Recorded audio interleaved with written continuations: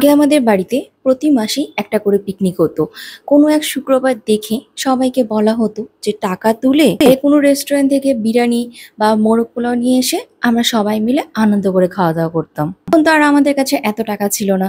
তো সেই হার্ডলি দেখা যেত যে 50 টাকার মধ্যে যে বিরিয়ানি পাওয়া যেত সেই দোকান থেকে বিরিয়ানি আনা হতো। আমাদের ময়মনসিংহের প্রেস ক্লাব আর রসনা বিলাসের বিরিয়ানি আগে 45 টাকায় পাওয়া যেত। এখন হয়তো বা ওগুলার দাম অনেক বেড়ে গিয়েছে, কিন্তু আগের দিনগুলো খুব মিস করি। এখন আর আগের মতো সেই বিরিয়ানি পিকনিক গুলো হয় না।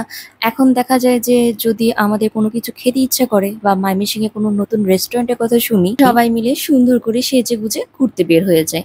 আর ফেরার পথে সেই রেস্টুরেন্টে খাওয়া দাওয়া করে আসি। এবার ময়মনসিংহে আসার পর কয়েকদিন ধরেই একটা নতুন রেস্টুরেন্টের নাম শুনছিলাম। রেস্টুরেন্টের অ্যাম্বিয়েন্সটা নাকি খুবই সুন্দর। সেটা হলো সুগার রাশ। ঋষি আর প্রিয়াঙ্কা বারবার এই রেস্টুরেন্টের নাম বলছিল। তো বললাম ঠিক আছে, তাহলে আজকে যে এই রেস্টুরেন্টে ঘুরে আসবো। এইবার আমার ময়মনসিংহ আসার পরে শুধু কোথাও বের হলেই শাড়ি পরতে ইচ্ছে করছে। আজকে আমি যে শাড়িটা পরেছি এইটা আমার মার শাড়ি। এটা আমার মা আমার বৌভাতের দিন পরেছিল। ওকে আমি বললাম যে মা, আমার বিয়ের পর এই শাড়িটা তুমি কয়বার পরেছো? মা বললো যে একবার হয়তো বা পরেছি। তো বললাম এই শাড়িটা তুমি পরোই না, আমার শাড়িটা খুব পছন্দের ছিল, বিশেষ করে শাড়ি কালারটা। আমার বিয়ে যখন আমরা শপিং করতে গিয়েছিলাম, এই শাড়িটা একবার দেখেই আমার খুব ভালো লেগে গিয়েছিল। তখন মার জন্য নিয়েছিলাম। আর এই তো আমরা রেস্টুরেন্টে যাওয়ার আগে ফার্স্টে পার্কে আসছি। পার্ক একটু ঘুরে তারপর আমরা চলে যাব রেস্টুরেন্টে। একটা পলাশ ফুল গাছ ছিল, তো মাটিতে অনেক পলাশ ফুল পড়েছিল আর সবাইকে দেখছি ভালো ভালো ফুলগুলো সব তুলে নিয়ে নিয়েছে। তো এখানে ঐশী আর ঐথি দুজনে মিলে খুব চেষ্টা করছে গাছটাকে ঝাঁকিয়ে ফুল পাড়া যায় কিনা। তো দুইজনের এত কষ্টে একটা ফুল অন্তত পক্ষে পড়েছে। তারপর আমরা সবাই মিলে একটু পলাশ ফুল দিয়ে ছবি তুললাম। আর এই আইসক্রিমের কথা কার কার মনে আছে? নারিকেল আইসক্রিম ছোটবেলায় আমরা খুব খেতাম, তাই না? এখন তো সচরাচর রাস্তাঘাটে এই আইসক্রিম গুলো দেখাই যায় না। আগে স্কুল ছুটির পরে এই আইসক্রিম একটা না হলে বাড়িতে আসাই যেত না। সেখানেই মনে হয় কান্নাকাটি শুরু করে দিতাম। ওগুলো কত তাড়াতাড়ি চলে গিয়েছে, আর সব সুন্দর সুন্দর মুহূর্তগুলো স্মৃতির পাতায় রয়ে গিয়েছে। সবাই মিলে আবার আইসক্রিম খেয়ে চলে আসলাম সেই বিশাল আলোচিত রেস্টুরেন্টে, সুগার রাশ রেস্টুরেন্ট। তো আমি এটাকে বারবার রাশ না বলে সুগার ক্রাশ বলছিলাম। আসলে আমি রেস্টুরেন্টের অ্যাম্বিয়েন্স দেখে সত্যিই ক্রাশ খেয়েছি। একদম জমকালো একটা পরিবেশ ছিল। আর এই রেস্টুরেন্টটা নাকি ওয়াফেলের জন্য বিশেষভাবে পরিচিত হয়েছে। এই রেস্টুরেন্টের ওয়াফেলটা নাকি খুবই ভালো। চলো ফার্স্টে আমি ওইটাই ট্রাই করব। রেস্টুরেন্টের ভিতর ঢুকে ভিড় দেখে তো মাথায় নষ্ট। ফার্স্টে ঐথিরা ঢুকছে, ঢুকে দেখে একটাও সিট নেই, তাই বের হয়ে আসছে। তো ওনারা বললো 10 মিনিটের জন্য অপেক্ষা করতে। তো 10 মিনিট আমরা আর কি করব, ভাবলাম এত সুন্দর ডেকোরেশন দেখে ছবি না তুলে কি হয় নাকি। সবাই মিলে এই সুন্দর সুন্দর ফ্রেমগুলোতে ছবি তুলেছি। আর ময়মনসিংহে মনে হয় না এমন কেউ বাকি আছে এই ফ্রেমগুলোতে ছবি তুলতে। এই রেস্টুরেন্টের খাবারগুলো জাস্ট একটা থেকে একটা ভালো। প্রত্যেকটা খাবারের রিভিউ দিব। আজকে আমরা অনেক কিছু ট্রাই করেছি। আর বিশেষ করে ফার্স্টে তো ওয়াফেল তো ট্রাই করবই।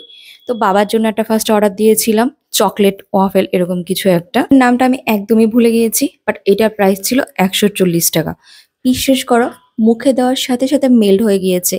আর মিষ্টি একদমই হালকা ছিল, খুবই টেস্টি ছিল খেতে। অনেকদিন ধরেই দেখছিলাম এই রেস্টুরেন্টে অনেকে খুব সুন্দর সুন্দর পিকচার ক্লিক করছিল। আমার মাথায় একটাই কোশ্চেন ছিল, যেটা কোন রেস্টুরেন্ট যে এত সুন্দর এটার অ্যাম্বিয়েন্স। বাট সত্যি বলছি, এইখানে খাবারটাও যেরকম ভালো মনে হয়েছে আমার কাছে, এরকম ভাবে এটার ডেকোরেশনটাও খুব ইউনিক লেগেছে।